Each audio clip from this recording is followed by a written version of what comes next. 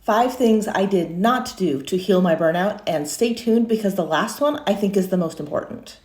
For those of you who are new here, I'm Dr. Jenny, and I help successful, amazing women who have gotten a little bit burned out on the way up find more joy and fulfillment in their lives. So if this is something you're interested in, make sure you follow along.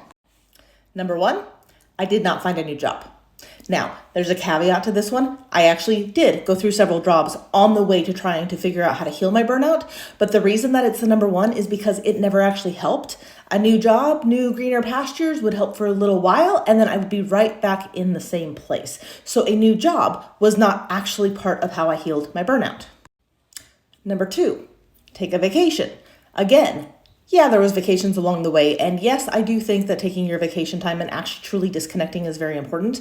But if you spend your whole entire vacation dreading having to go back to work, that's not really healing our burnout, is it? It's more of an avoidance tactic, as great as it is. It's not actually healing the burnout. Number 3, I didn't just use meditation or exercise or therapy, whatever variation of that self-care that you want to insert into the blank. Yes, those are very important tools, but most of those involve adding something else onto our schedule. And if we're already burned out, typically adding something else in to an already overwhelming, overloaded schedule has the potential to make the burnout worse. Number 4, this is another big one. I didn't just focus on positive thinking, positive thoughts, positive vibes only. When we start to try to focus on being happier and focus on the positives and focus on gratitude and focus on just being happier, there is validity to that. But if we are ignoring all the negative emotions, the frustrations, the anger, the sadness, we're actually going to burn ourselves out worse because we're literally ignoring a whole lot of what is going on inside of us. In order to actually start to heal this, we have to look at the entire picture, including the negatives and the positives. Positives vibe only does not work.